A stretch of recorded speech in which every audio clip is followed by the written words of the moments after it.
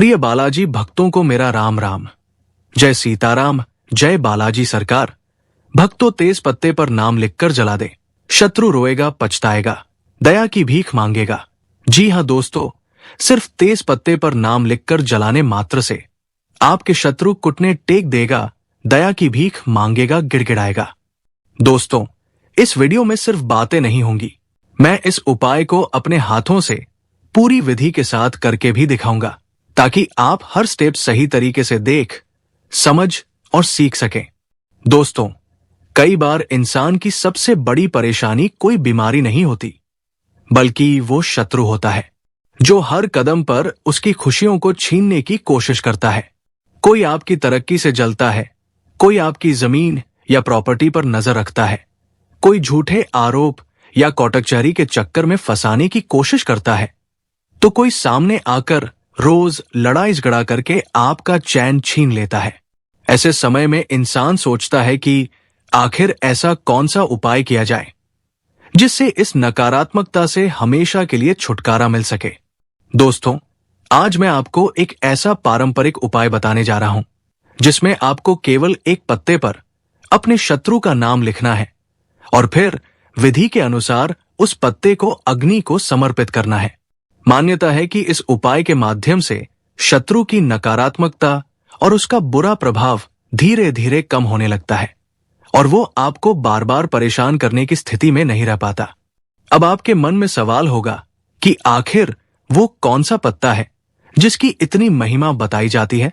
ऐसा पत्ता जिसे देवी देवताओं की पूजा में भी विशेष स्थान दिया गया है, जिसकी सुगंध, ऊर्जा और आध्यात्मिक महत्व का उल्लेख कई पारंपरिक मान्यताओं में मिलता है।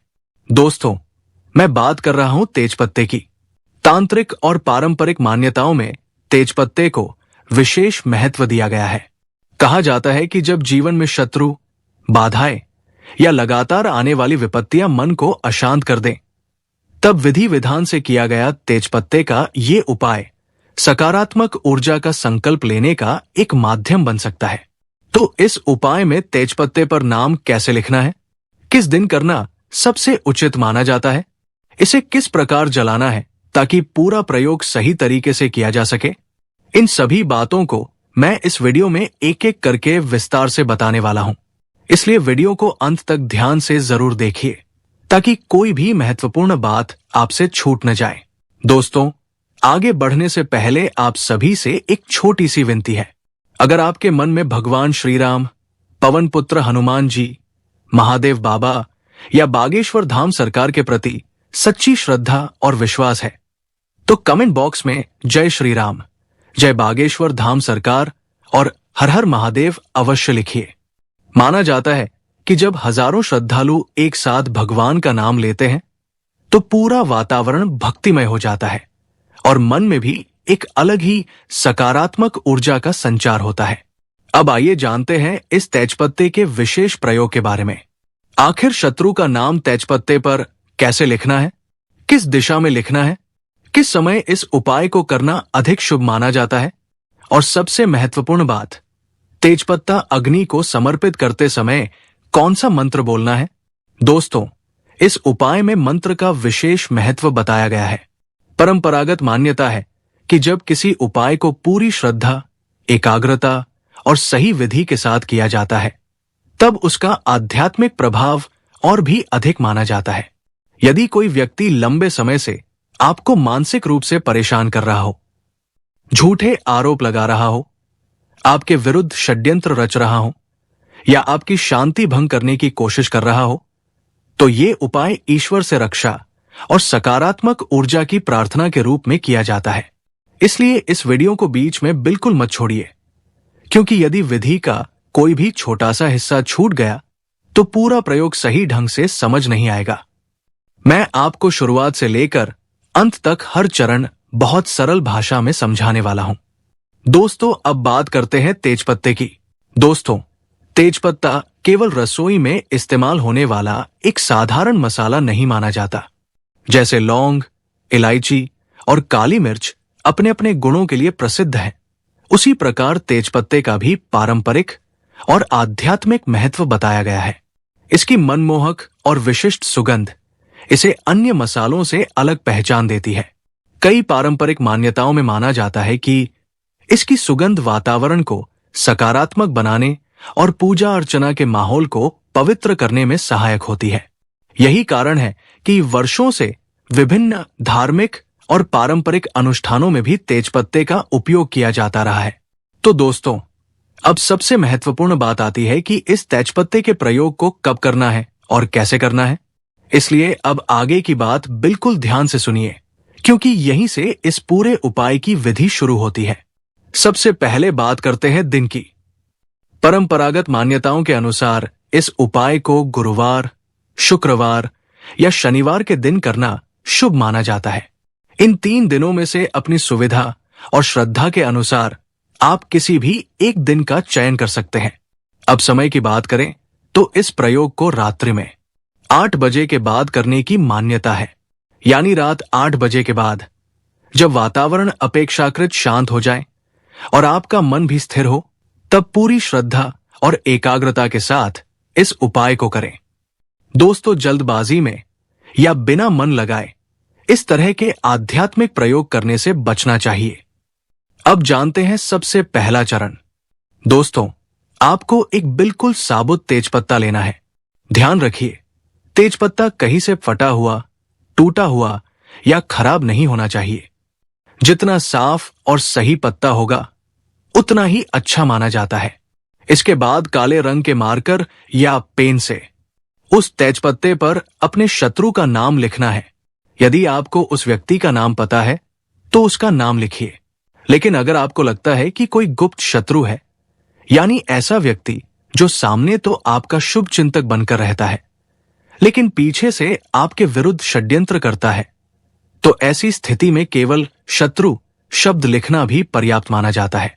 दोस्तों, अक्सर जीवन में सबसे बड़ा विरोध किसी अनजान व्यक्ति से नहीं, बल्कि किसी ऐसे इंसान से मिलता है जिसे हम अच्छी तरह जानते हैं। कभी कोई पड़ोसी, कभी कोई रिश्तेदार, कभी कोई मित्र, तो कभी कोई ऐसा व्यक्ति जिससे हमारा रोज का संपर्क होता है। हर कोई ऐसा नहीं होता, लेकिन कई बार ईर्ष्या, जलन और द्वेष के कारण कुछ लोग हमारे लिए परेशानियों का कारण बन जाते हैं।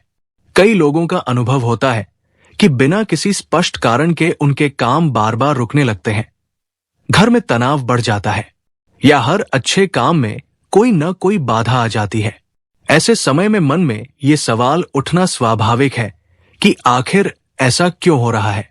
परंपरागत मान्यताओं में ऐसे नकारात्मक प्रभावों से बचाव के लिए कई आध्यात्मिक उपाय बताए गए हैं और उन्हीं में से एक उपाय तेजपत्ते का भी माना जाता है।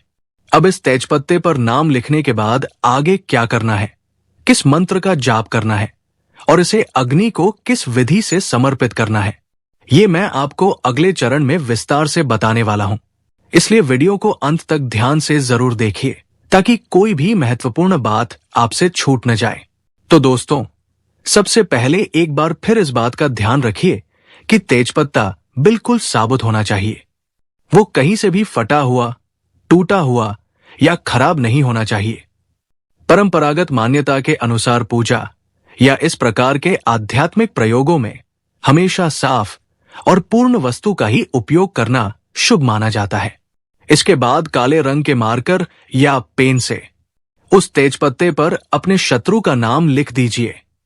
यदि आपको उस व्यक्ति का नाम मालूम है तो उसका नाम लिखें, लेकिन अगर आपको लगता है कि कोई ऐसा व्यक्ति है जो सामने तो अच्छा व्यवहार करता है लेकिन पीछे से आपके विरुद्ध नकारात्मक सोच रखता है या आपको परेशान करने की कोशिश करता है और उसका नाम आपको पता नहीं है, तो ऐसी स्थिति में केवल शत्रु शब्द लिखना भी पारंपरिक रूप से पर्याप्त माना जाता है। अब आगे की विधि ध्यान से सुनिए। रात 8 बजे के बाद जब चारों ओर शांति हो, तब अपने कमरे या किसी ऐसे स्थान पर बैठिए जहां आपको कोई बार बार परेशान न करे। इस उपाय को करते समय मन शांत होना चाहिए और पूरा ध्यान केवल अपने संकल्प और ईश्वर के स्मरण पर होना चाहिए। इसलिए कोशिश कीजिए कि इस दौरान कोई बीच में बातचीत न करे या आपका ध्यान भंग न हो। अब एक कपूर की टिकिया लीजिए। आप सामान्य कपूर लें या भीमसेनी कपूर, दोनों में से जो भी आपके पास उपलब्ध हो उसका उपयोग कर सकते हैं। कपूर को जलाइए और जब उसकी लौ अच्छी तरह जलने लगे तब उसी अग्नि में उस तेजपत्ते को धीरे धीरे समर्पित करना है। मान्यता है कि तेजपत्ता अग्नि को समर्पित करते समय पूरे विश्वास और एकाग्रता के साथ मंत्र का जाप करना चाहिए। इसलिए जब तक तेजपत्ता पूरी तरह अग्नि में समर्पित न हो जाए तब तक मंत्र का उच्चारण करते रहिए। सबसे महत्वपूर्ण बात यह है कि उस समय आपका मन इधर उधर न भटके, बल्कि पूरी श्रद्धा और सकारात्मक भावना के साथ ईश्वर से अपने जीवन में शांति, सुरक्षा और बाधाओं से मुक्ति की प्रार्थना करें।